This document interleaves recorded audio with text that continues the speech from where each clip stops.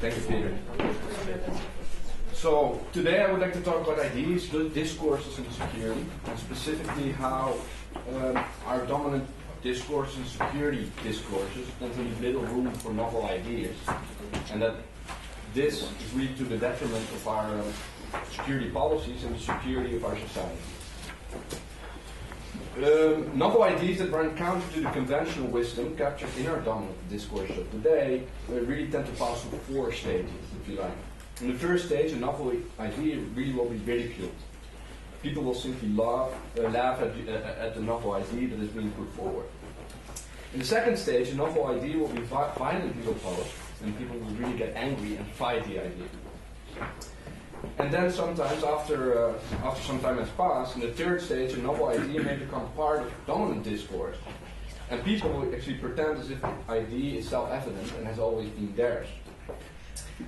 And finally, these by then considered truths will either become entrenched and part and parcel of our security policies, or will be suddenly, if very silently, discarded. And unfortunately, in the security realm, I've encountered this variation on the Schopenhauer's dictum very, very often, also in recent years. Some quotes: "A financial crisis will lead to significant friction in the EU," was dismissed as a ridiculous notion a couple of years ago.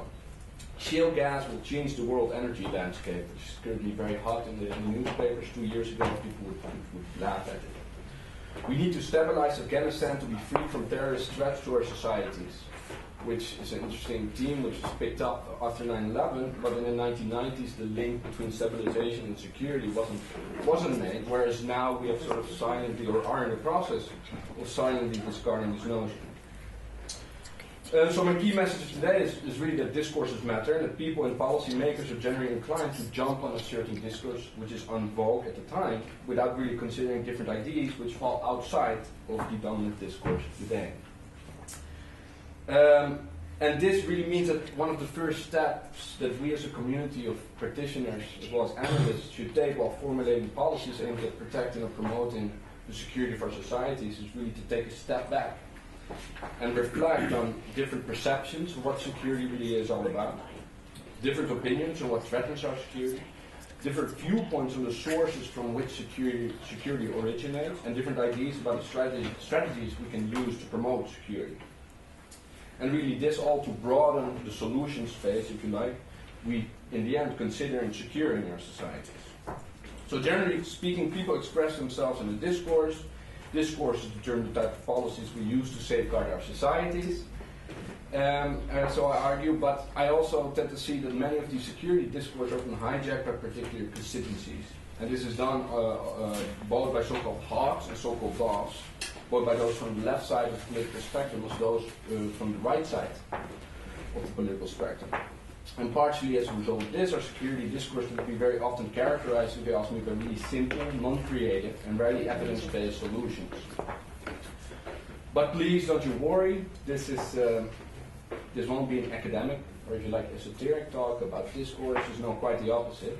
The fact that discourses matter is, to my mind, very interesting, and for the purpose of our ethics project, to the extent that they affect our security policies. And I argue they do.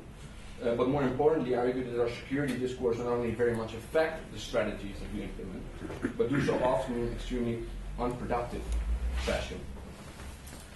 So in whichever way you define it, security is essential to our existence as human beings.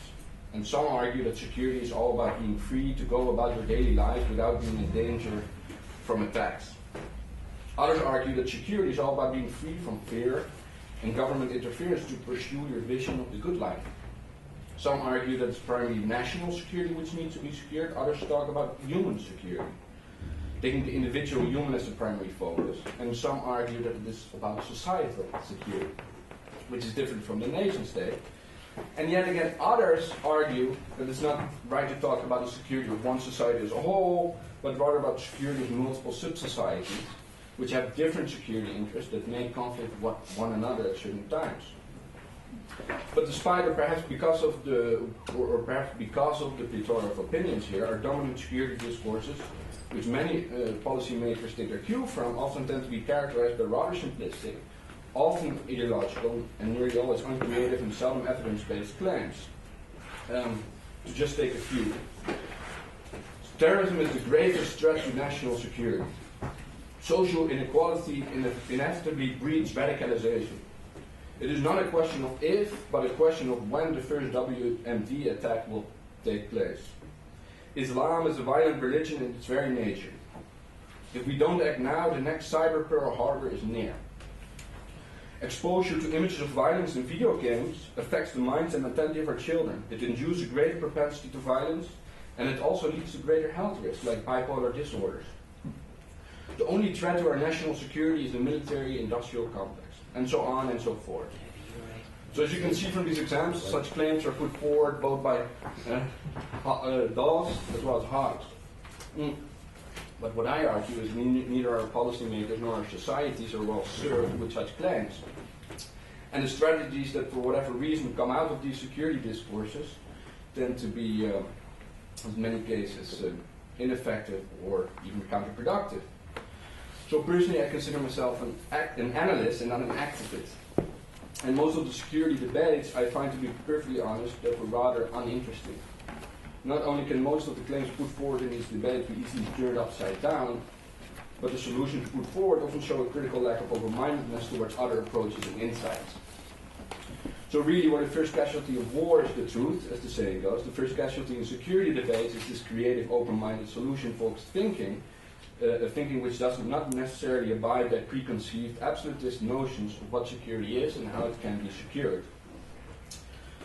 Because novel ideas, as I argue, are often dismissed as if they're ridiculous, either on the basis of the Schopenhauer principle, you remember, they're first ridiculed and violently opposed, and then, but only at best, silently incorporated, or otherwise, especially in sort of security debates, the reaction really is, if you're not with us, you're against us, quoting George W. Bush here. So really, the question we ask ourselves in our consortium is, how do we get out of this situation? How can we go beyond this current state? Well, one of the goals we really set ourselves in the ETIS project, which runs over 3 years, but in the first 6 months, was to go out and enrich the ways of thinking, defining, and dealing with security beyond the existing state of the art. And to try and distill insights from other fields and other disciplines to make proof new, interesting, and useful for sort of the traditional security discourses that we know. And this all with the overarching objective to break through these existing discourses and expand, if you like, these potential solution spaces that I was referring to, that we as analysts and at a later stage policymakers can consider in devising strategies to enhance security. So in the first 6 months of our 3-year project, we set out to explore different security insights drawn from a wide variety of academic literatures. So basically we looked at how security is defined in such diverse literatures as psychology, biology, philosophy, humanities, law, medicine, education, business, administration, economics, computer and information science, etc., etc., etc.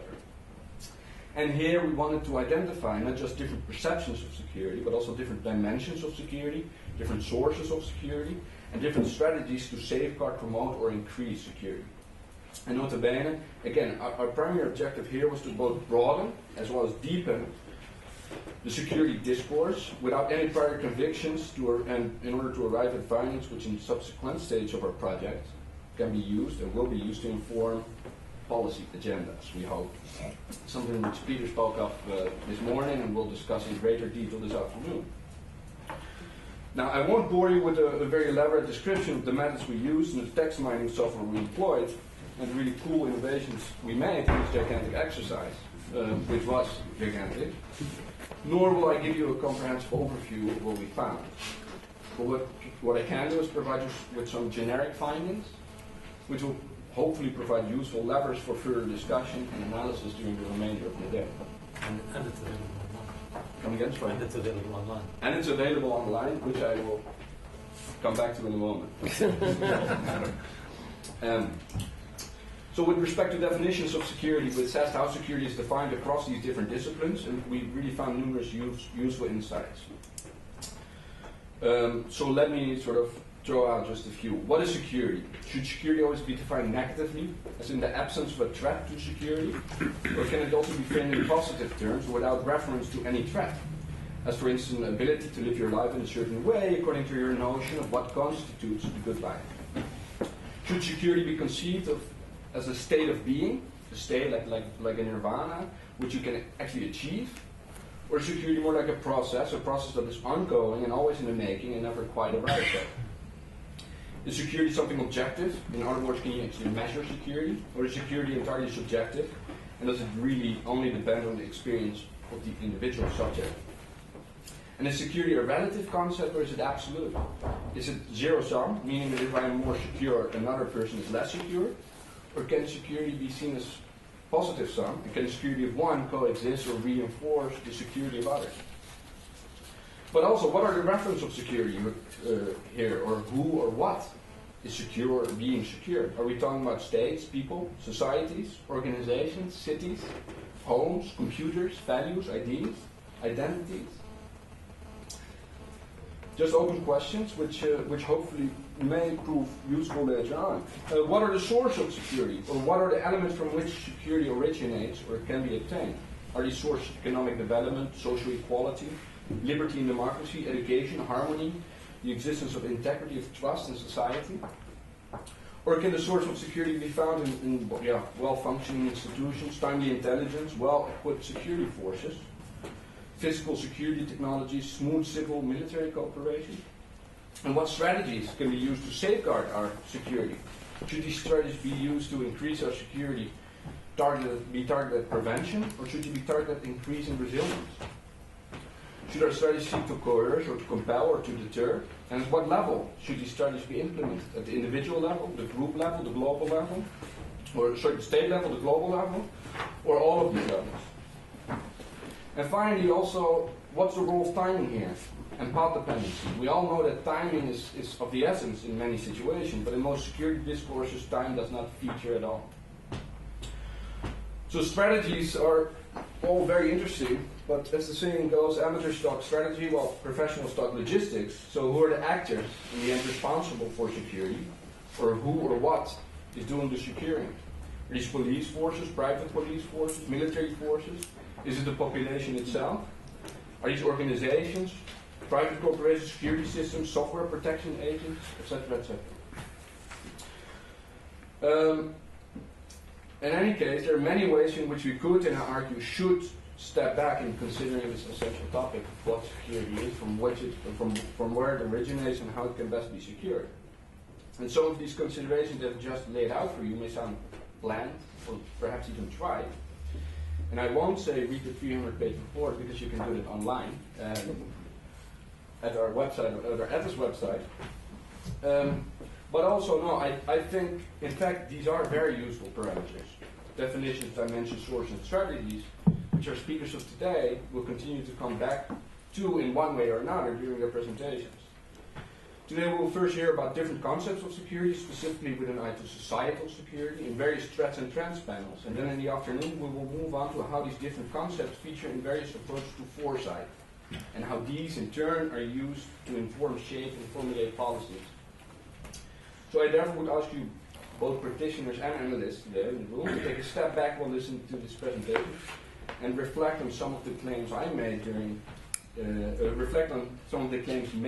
this presentation along the dimension that I raised in my talk here. And above all, please remember, if you really feel the urge to violently oppose an idea, examine whether it might contain some elements that could be useful to your vision of how security can best be secured. Thank you very much, and I wish you all a very interesting day.